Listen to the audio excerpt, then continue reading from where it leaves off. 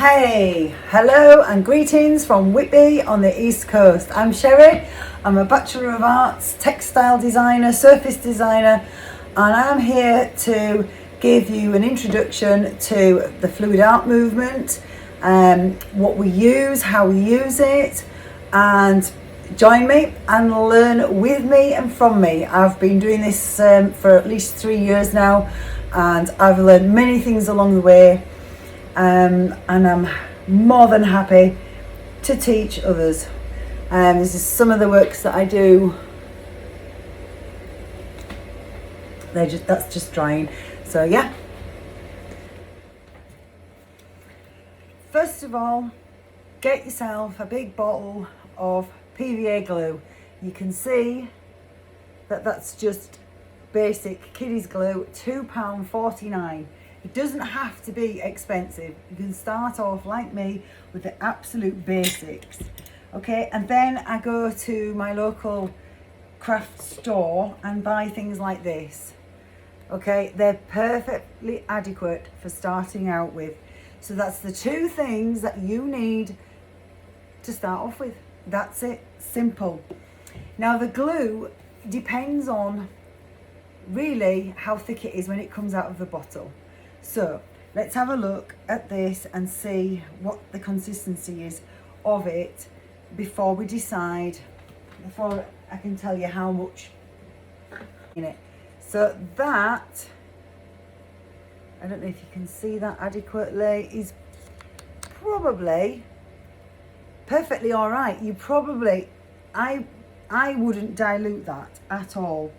I think it's quite a reasonable consistency.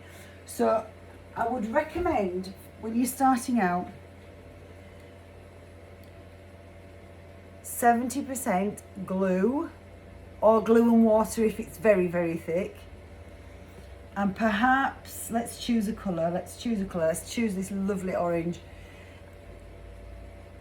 Okay, this is just an orange, and all you do is, let's add about 30% of this. Again, it's probably got a safety cap on it. Oh yeah, look at that.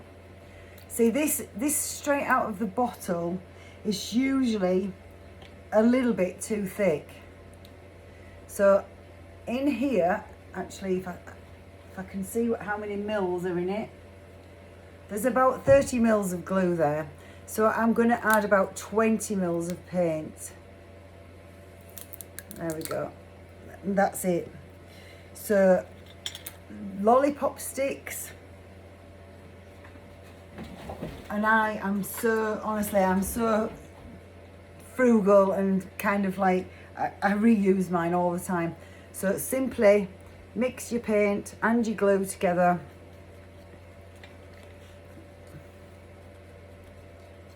I'm just going to tilt this camera down a little so that you can see the paint, okay?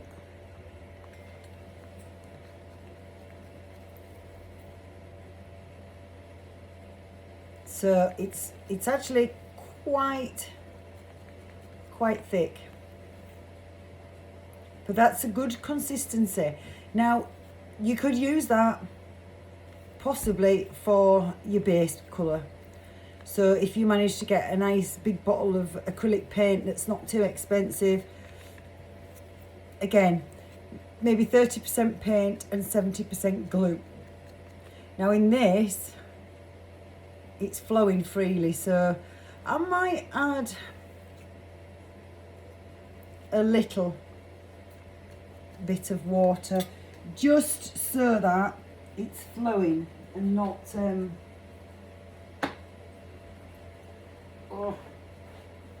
drops of water. That's the thing. 1 second.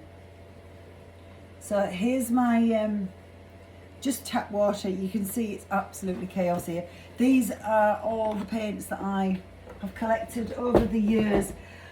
I've been painting for years and years and years. I started this particular fluid art 3 years ago in Fuerteventura when I lived out there for a year. Now I'm back in the UK and I've retired from teaching, and this is what I want to do. So I'm just going to fill one of these little pipettes. You don't have to do this. You can add it by a couple of drops, teaspoons, anything. But start collecting things like little jars. You don't have to collect big ones, just small ones. See, that's running quite freely and it's not leaving a mound. It's sinking immediately into the paint. And that's a good consistency for your paints.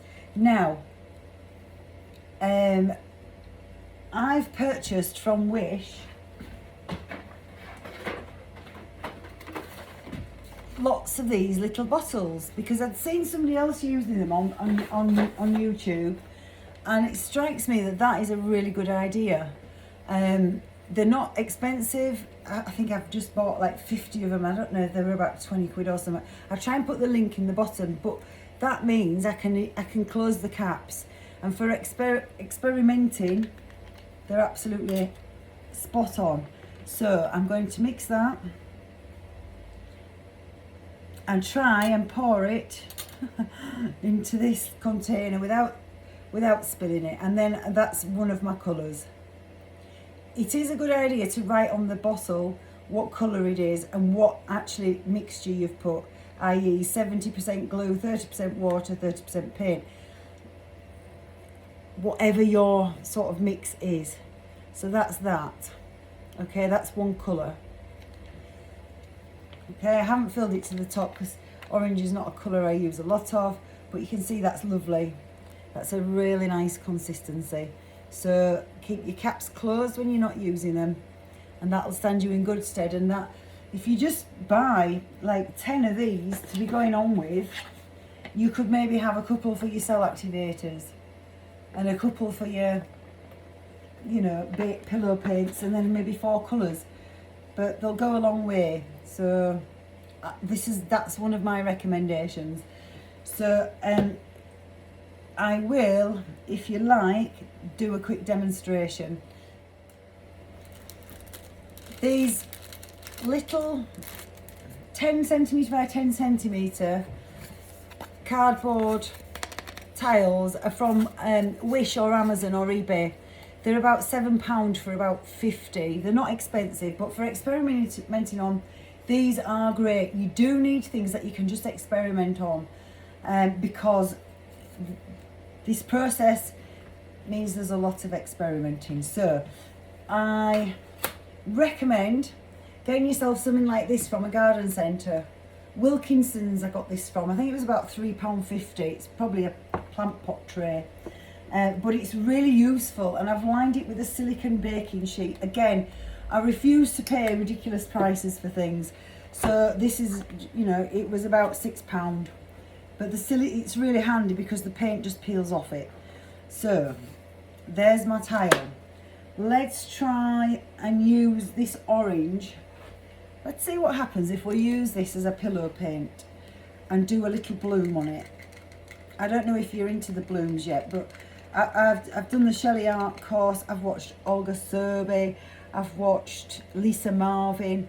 They're all amazing artists. Oh, Waterfall Acrylics, Harmony House. I've spent so much time watching other people creating on YouTube, and they're just incredibly inspirational, these people. You know, it's well worth your time spending watching other artists on YouTube. So I'm going to put a bit more pillow paint on here, and then we're going to worry about the contrasting colour. Now there are a few air bubbles in this paint because I've just mixed it. If I'd have mixed it last night, for example, left it overnight, there wouldn't be any. So again, a kitchen torch, I think these are less than £10. However, you can also get away with using a lighter, you know, a long-handled one for lighting barbecues, and you can get them in a 3 or 4 pack from Poundland. So I'm just going to get rid of those bubbles there. Sometimes they're a bit stubborn. So now it's relatively bubble free. There's an odd one. So for the little bloom, which I'm going to demonstrate today, you need quite a tall pillow. Now this paint might not be thick enough. I should have left it originally, but we'll have a go and we'll see. And so just for contrast, I'm going to use some bright yellow. Okay, this is I think this paint came from the Works, Crawford and Black.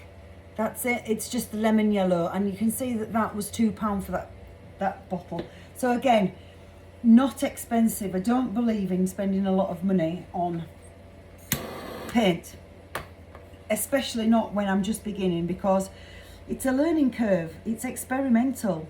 Okay, so there's my colour that I'm then going to blow out and spread. So I have my cell activator here, which is 3 parts Amsterdam lamp black, and no, it's 3 parts Floetrol and 1 part Amsterdam lamp black. Sorry, I'm not used to doing videos, so I'm putting a little bit in the middle, then I'm going to blow out and see what happens. So just bear with me and I will show you a little bit clearer when we get there. So I'm blowing straight down from the top directly down into the middle, and you can see already that that's separating the black paint, and it's working. And then I'm blowing from the centre outwards to blow some petals out. Gently, but firmly.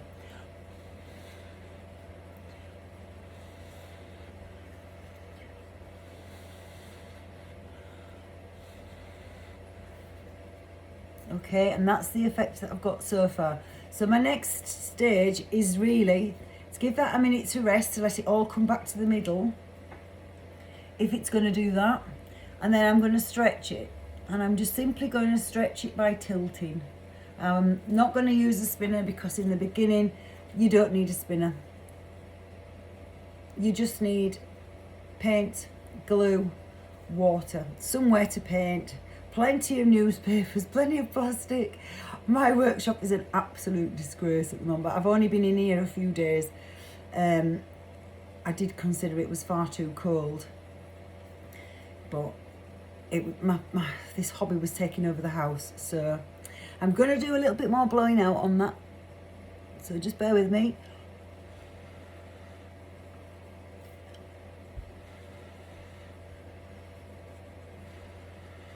And if you blow gently,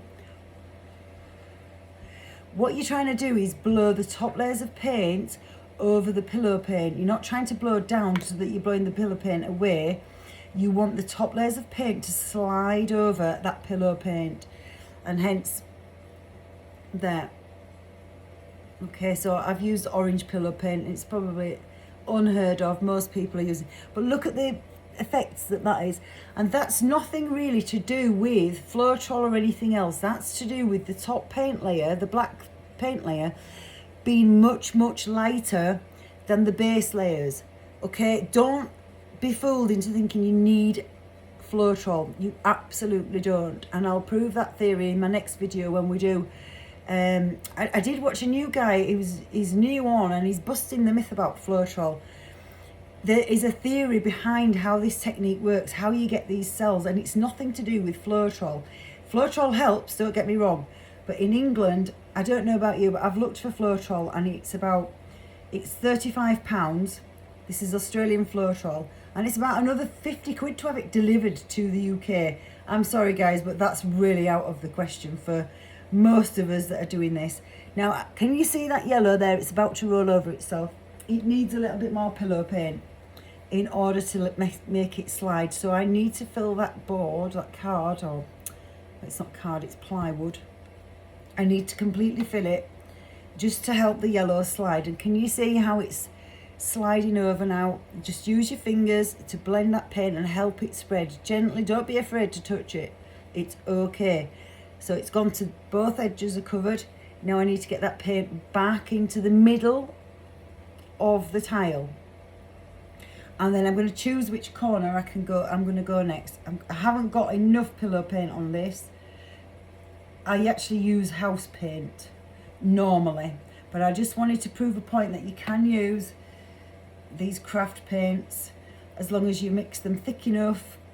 It's not a problem. That's held and it's bloomed, and it's just and we've got cells as well. So there's that theory. So make sure your edges are all covered. I've got a little lump of paint there. I don't know if you can see that. That's because probably that yellow wasn't mixed in. So I'd normally use tweezers, but don't know where they are. So I've just used my finger. So I'm going to try and tilt it off the edge. There it goes. Then bring it back. I'm making a mess. Bring it back to the middle. And perhaps a little over that edge. And then I'm going to leave it at that. I think that's okay. Just going to centralise the design. And just for a trial, I think that's okay. That's simply glue and water and paint. Okay? I'm happy with that.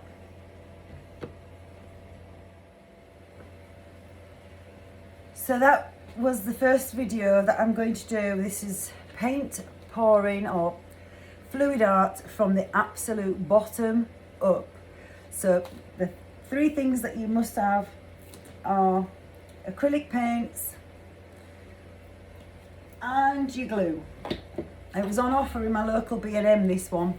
It should have been $5.99, but it's down to $2.49, and it actually works really well. So get some, try some. These little bottles are not absolutely essential. There are other bottles you can get, like these sauce bottles. I've had these for ages. For bigger batches of pillow paint. And yeah, that's it for today. So thank you for watching. If you've liked this video and you want to get onto the next stage, please like and subscribe. Thank you. I'm new to this channel. I'm new to doing videos, but I'm happy to share my knowledge with you and show you some of my fantastic creations, such as these and how to get these amazing effects. That's this morning's batch. There's a batch of 4 of those. Oh, and these. And that's a set of 4. So, okay, I'll see you on the next video.